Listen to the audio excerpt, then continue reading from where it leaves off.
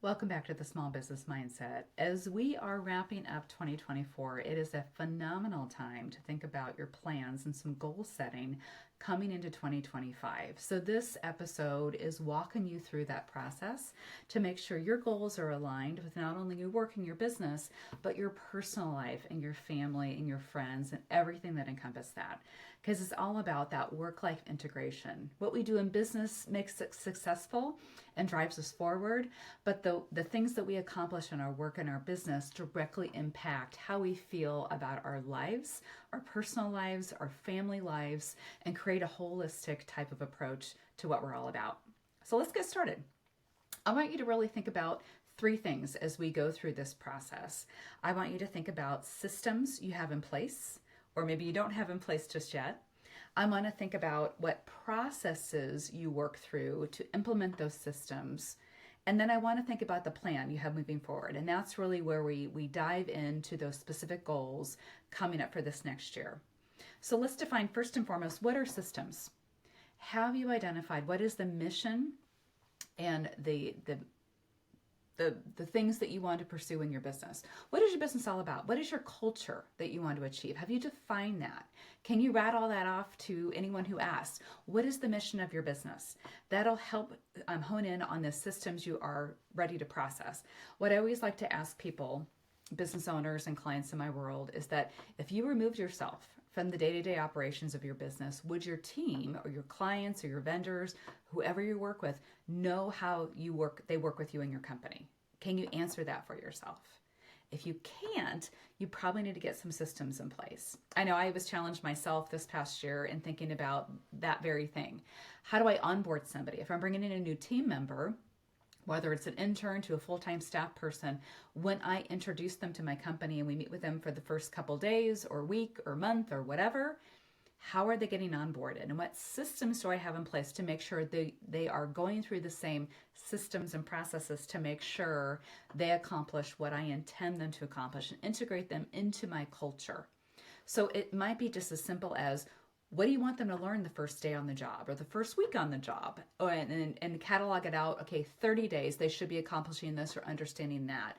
What training mechanisms are you exposing them to? What software systems you need to integrate them into to make sure you're all communicating on a similar process? The systems are so important because they are the baseline for your business. So let's take the next step. Once they understand the systems and how to manage that and what you're all about and bought into that culture component, processes are next. So if they're taking the systems that you've shown them and integrate them into, how do they then go out and get the business? What is their role in that mission? Are they someone that creates the marketing? Are they a prospector? Are they in sales? Are they back office? Are they the ones that when you bring in the business to them, they're the ones that put it all together and make the deal, pretty with a bow on top? What processes do you have in place? Once they talk to somebody, what's the next step? What is the line of process that starts them from with the business is captured to closing the deal and ultimately making a sale or income for your company? Define those things, define the process. I know in my world, so I'm in commercial real estate, we have a very defined process. Once we talk to a prospect and they're literally just somebody looking for property, whether they're trying to sell it or buy it or lease it, what's the next step for them in that process? What's the follow-up expectation? What are the documentation elements that we need to have in place to make sure we are abiding by our compliance regulations and that they are getting service as a client appropriately? Then as the deal goes through, what is those specific steps from offer to closing to after closing, those different elements that we need to make sure they have in place so that way our client is satisfied and we are taken care of. And it's a win-win. And I always approach the world with that. So start with your systems, put them into processes, and then finally, what's the plan for putting this all in place? These are who's responsible, who's involved. It might be somebody outside your organization, maybe a outside contract employee or a vendor that needs to make sure and infiltrate these things. I know I use a lot of outside help to run my business, whether it's marketing, Be a printing company, a promotional products company. It could be my insurance provider, my legal group, my CPAs. Who is involved in the process, and at what point do I need to have them on board to make sure the plan gets executed and the business goals are achieved? So those are kind of some overriding things to think about as you plan for goal setting for this next year to make sure your business runs. Always think about those systems, those processes, and the plans to implement to make sure everyone on your team, whether internally or externally, knows exactly what the goals are and how to accomplish it or how you want them to accomplish it. Okay, so let's take a step back for a minute. Anytime we set goals for ourselves and our business, I am a firm believer that they need to be integrated within our personal lives. Work doesn't happen in a silo. Work comes down. I'm assuming the reason why you want to work is because you want to make a living. And that living, that financial obligation, and that reward you get from working and having clients and making sales and making profitable for your business trickles down into your personal lifestyle. So as you're putting your goals together, I like to define my personal goal setting in 5 different areas. And those are my family and my social life. How do I engage with them? What are my expectations and my goals for them? Is it mean, so many dinners out or dates with my husband a month? Does it mean travel? Does it mean hosting things and inviting other people into my life to make sure we are interacting socially with our friends and our community? Is it volunteerism? How are we encouraging strength and nurturing attributes and engagement with things that we want to within the world? And I realize family might go outside of your blood relatives. It might be your friend family. It might be people that you love having in your life, and you want to nurture those relationships. And even though, as much as I like to say it, some friendships and some family member relationships happen very organically, and it happens very easy. And other times, because of our schedules and busy lives, we don't always have the time to engage with people that we truly get joy within. So scheduling that out and making sure it happens, that's all it takes.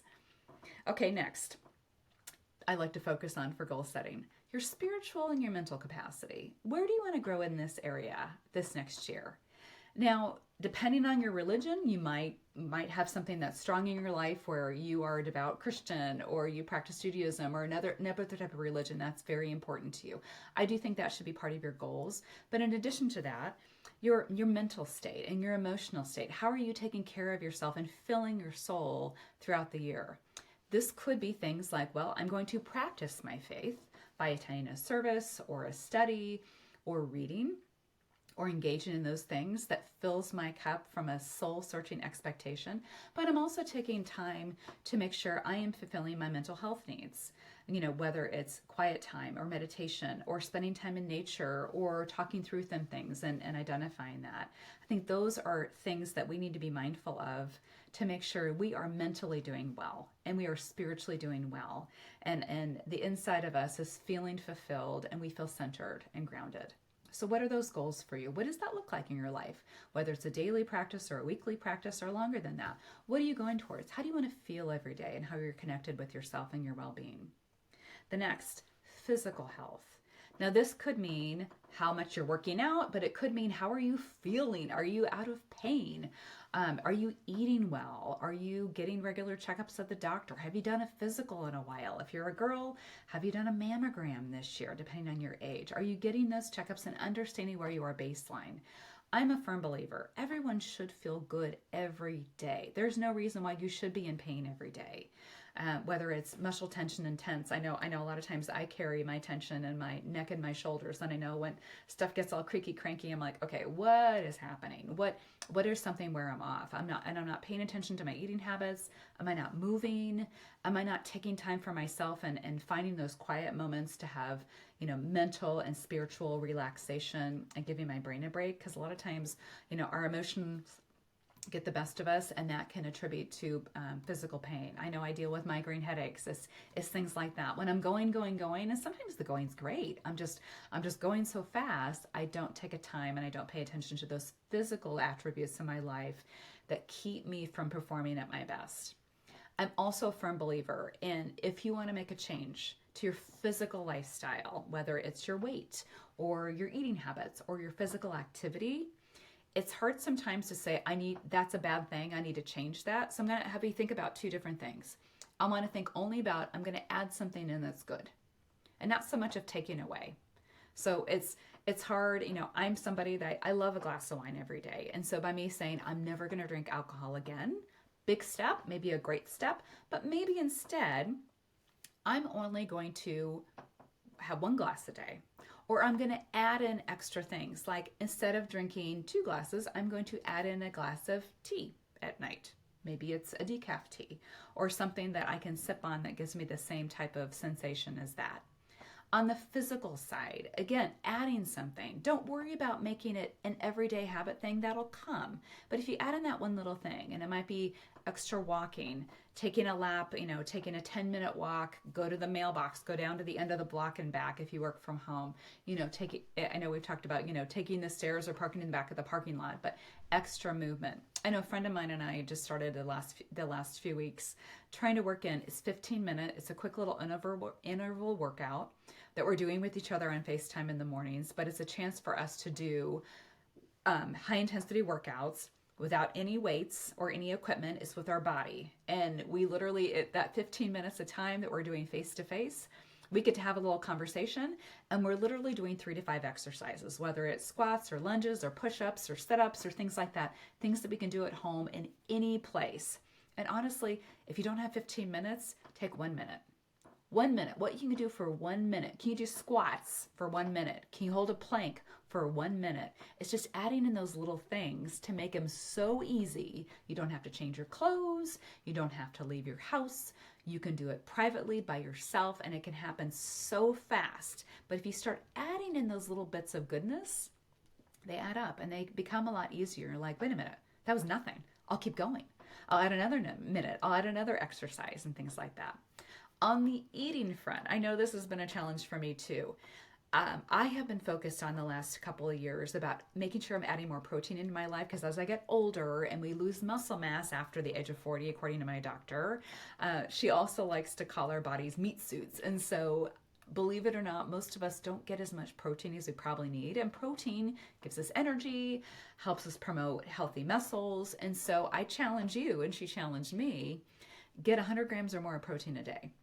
And you might think, oh, no problem, I do that. Well, do you? Do you really? Have you tracked it?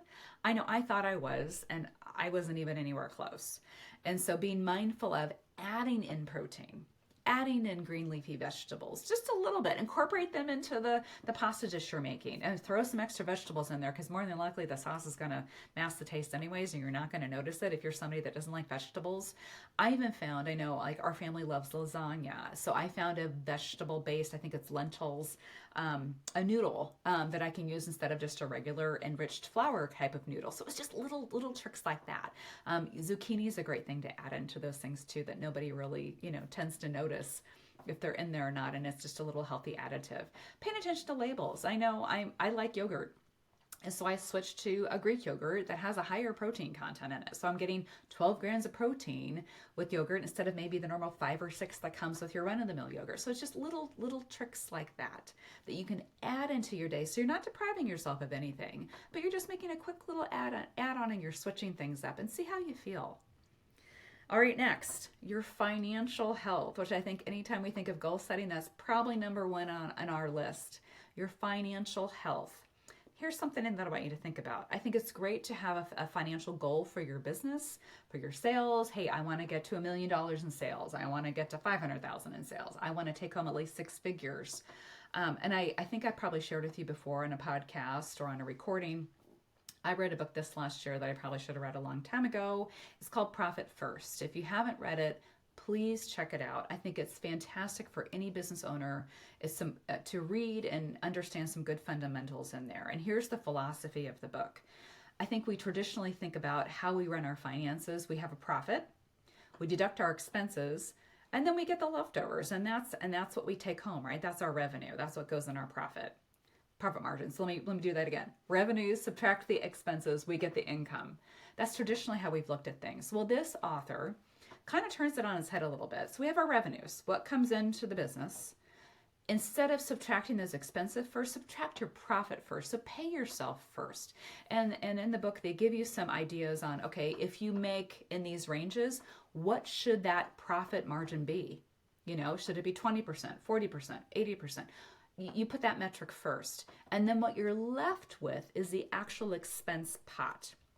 By doing it this way, you always make sure you're taken care of, and this kind of goes down into what your family finances look like. What do you need to pay the bills every month? Are you a single income household, or are you a double income household? What does that look like? And I want to make sure that you understand what truly your expenses are. You might know what your mortgage payment is, or your rent payment, maybe a car payment, but do you know what you're paying in your insurance, your cell phone bill, all those apps you subscribe to, and the subscriptions that come out of your bank account or go on your credit card without you even thinking?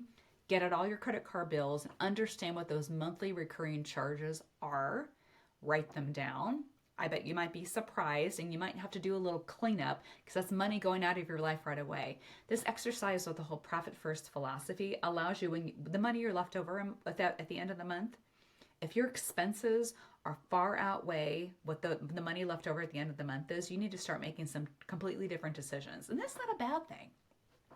I think sometimes we get so infused with the ease of paying for things before we actually have the money for it. I mean, I know I've been in that boat too. I mean, credit's amazing. And I'll be honest with you, I like using credit cards sometimes because, for one thing, it allows me to put different expenses on different buckets. So I have a business credit card. My husband and I have a personal credit card at home. We even have a credit card that we only use for gas purchases, pay at the pump, because we get 3% back. So there's some advantages there. We even have, a travel Visa card that gives us points for travel. But I think it's always something we're constantly looking at. Where is the value and where's the benefit? And here's the caveat. If you are somebody that has to carry a credit card balance month to month, you need to start looking at your expenses very granularly. I don't want you to be spending extra money on interest rates, because interest rates have been high over the last few years. And I bet if you really look at it, what is the interest rate you're paying on your credit card? Is it in the 20% range? Can you do better? Is there another way to manage your money? And what is your plan for paying those off to make sure you're managing that effectively? Because even though it's on a credit card and you're keeping up with the monthly minimums, or you're maybe paying a little more, is that adding to your financial life in a positive way? What things can come off? Now, let's get even more creative. I know a lot of times I'm a business owner, so I do have a lot of expenses that go with my business on a monthly basis. Some of them are normal recurring fees, mortgage on my building, utilities, insurance, things like that are all in the budget. I think what gets away from me sometimes are those added things. Marketing expenses, sponsorships. You're going to go play in a golf tournament. You're going to go take a client out to dinner. Think about those things. What are you averaging in a month, and how can those things be switched up? Does it have to be dinner out with a client? Can it be lunch or coffee? Those things cost less than dinners. If you're sponsoring an event, a special client event, can you co-sponsor it with somebody and split the cost? Do you have to, when you play in a golf tournament, is it just, paying for yourself and a colleague to golf, or do you actually have to go on a sponsorship? Is the sponsorship and name recognition at a $5,000 level going to help you, or is it just physically being there and networking? So make those kind of decisions, because I know during that golf season, and sponsorships are a wonderful way to bring charitable dollars into our communities. I know that's a great fundraiser for them, but think about for your business, is that an expense that could be allocated a little differently? Can you get a bigger bang for your buck? So really, really think about that and where you want to be, because I think many times as business owners, the expenses come first, and I'm asking you to make the expenses come second, because we tend to pay ourselves less because our expenses are higher because we think we need to. So rework that. Because the more you are paying yourself and you have coming into your life, the more you can support your personal goals on the home front. And that's what we're all about. Lastly, your career. Now, some people think their career and their financial life kind of go hand in hand. They do, because your career helps produce the money you want for your financial life. But think about what your business looks like. What does your team look like? How do you want to expand? And this is where I'm going to challenge you. How do you spend your time working every day? And this goes right back to the system, processes, and plans. I'm a firm believer that time is always money. And if you think about, okay, what did I make last year? Did I make $100,000? Break that down if you work full time. So let's use 40 hours a week. That is approximately $50 an hour that you get paid to do your job, whether you're on 100% commission or your salary or whatever. Use those parameters. And I always use this as a test. Is there something in my life that I am doing, and maybe it's a menial task, it's an administrative task, it's a filing data entry task, that I could pay somebody less than what I make per hour, and in this example, let's use $50 an hour, can I pay somebody $15 an hour to do all this data entry for me that would then free me up to do more things that actually makes me more money? Now, I've used a lot of contract employees over the years for things just like that. I've used systems like Upwork and Fiverr. It's been great to have virtual assistants where I'm using task-oriented positions, and it might be just like that, database management. I really don't need to be spending my time entering in a whole stack of business cards into my CRM system. If I can pay somebody and they can do it faster and easier, then I'm going to do it. I mean, if it means I pay somebody $50 to enter in a stack of 200 names, that is time so much better spent than me taking the time to do it. Unless you literally really like doing that and then in your off hours, that's all you want to do as you're watching Netflix, that's fine. But really think about during those impactful money-making times of your day and week, how are you maximizing your value and playing that into your career? It's like, where's your time best spent? Where are your areas of expertise best spent? If they're not spent doing those things, then you need to get those off their plate, because really we only have so many hours in the day. We only have so many hours in the day to sell and to make revenues for our company and to grow our careers. I want you to think a little bit broadly though about your career and where are you at? Where are you at? I can't talk today. Where are you at in your career? What did this year look like for you? What are some wins? What are some challenges? Think about what worked really well. I always love to do a SWOT analysis, and if you've never done one of those, it's 4 areas. It's an acronym for strengths, weaknesses, opportunities, and strengths. And if you think about your career and your business or your team that you're managing or however you're functioning, if you're just a solopreneur, I want you to ask yourself, what are the strengths? What do you do really, really well? What are you good at? What do you just roll off the cuff and do? What is your company good at? What are you good at producing, whether it's the service or the product? How do you handle clients well? Get a whiteboard out and write down all these things. Do a brain dump. Conversely, what are your weaknesses? Truly, what don't you do well? What are things that maybe your competitors do better than you? I mean, be honest with yourself and get it all out there. Then it comes down when you process those 2 things. What are opportunities that you haven't pursued? Are there other markets you could get into? Are there other service offerings or tweaks that you could make? Where are you missing the buck when it comes to new business development? Those are opportunities you need to be think of. And last but not least, those threats. What are changes, whether it's in your industry or your market, that might cause you to get derailed and not be able to pursue those opportunities? What are those outliers you think, ooh, are they changing regulations in an industry? Are they changing the application process or the access to information? Are your vendor relationships changing? Is somebody going out of business that you rely on to get a product in? Think about those things and identify them and how you're going to handle them. Because what I want you to do is be proactive in your approach to business and not reactive. I realize that reactive things have to happen sometimes. We are hit with surprises. A team member leaves, a vendor changes, your market changes, regulations change, licensing things change, and you have to be able to roll with it. But as much as you can, do some foresight planning so you're not, kind of hit with that and derailed with it. Let's do some planning to make sure you're attacking that appropriately. So this is the best time, I think, as you're coming into the end of the year to get ready for next year. And whether you use January 1st as your start date, you can use any date as your start date, quite honestly. You can use the start of the month or the middle of the month or the end of the month. Track those timelines. I know for myself, I've typically used a 12-month period to track it because in my industry, it's very up and down. I might have an awesome first quarter, but my second quarter might not be as great, but then I pick it back up later on. And so as much as I love to look at trends, I like to look a little bit more granularly and find out, okay, what clients are doing what kind of business and how can I help support that? Is it truly a cyclical trend? Is it a product type trend? Is it a market trend? And how do I need to capitalize on that? What are my customers looking for at certain times of the year that I can plug in and provide value with? And look at that too. So it could be a seasonal thing or a monthly thing or a timing thing. Make sure you are plugged in. And last but not least, who are opportunities, and this is what that SWOT analysis, who can you connect with throughout the year? Who haven't you talked to in a while? Whether that's a friendship or a business relationship. Who do you need to be in front of on a regular basis? I had lunch recently with a collaborator colleague that we refer business back and forth. And she said something that I think was really interesting. She said over the last few years, she's really evaluated how she spends her time through networking events. And that's a great question to ask all of ourselves. I know at any day we could be at a coffee, a lunch, a happy hour, a dinner, an evening event, a golf event. I mean, there's so many things out there, which is fantastic. And you can join lots of different organizations. But I want you to think and evaluate that too. Of all the things you're plugged into, where's the most beneficial for you to spend your time? That's hard sometimes because you want to support people and you want to be visible. But are you seeing the same people at those events? Can you move those around? Can you think about like, my target market is over here. How do I get in front of that group? Is it maybe running into one or two of them over in this networking group, or is it being very specific and focused on this particular group and how do I get in front of them? So I hope you are asking yourself these questions. Go through that goal setting exercise and make sure you start 2025 or whenever you want to start it off to a great start.